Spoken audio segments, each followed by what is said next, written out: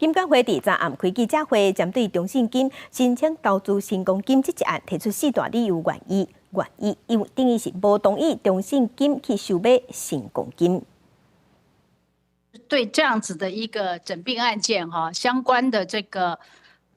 整备跟这个书件上面整备的计划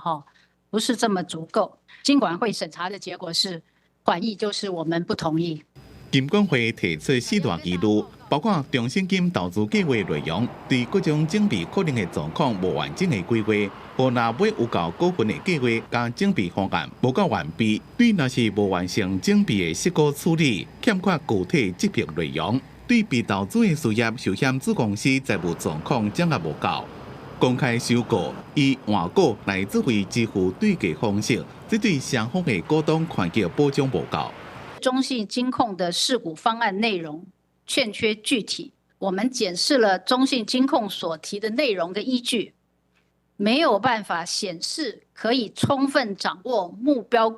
公司的受险子公司的损益跟财务状况。金管会强调，合意或者是非合意变故，无多一项有优先性。金管会的政策目标无改变，依然是鼓励金融机构进行良性而且尊重市场秩序的变故。金融市场虽然是一个自由竞争的市场，但任何并购行为不能有碍金融秩序跟市场的稳定。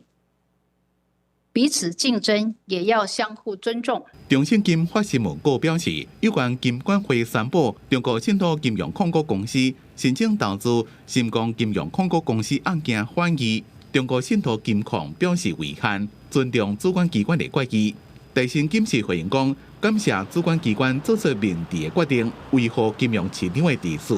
也希望双方公司的股东最近支持大新新公平。因若新光金控发声明，对金管会反议的决议表示尊重，加大新金融控股公司合并的案件，接落来会依照相关法令来办理。记者综合报道。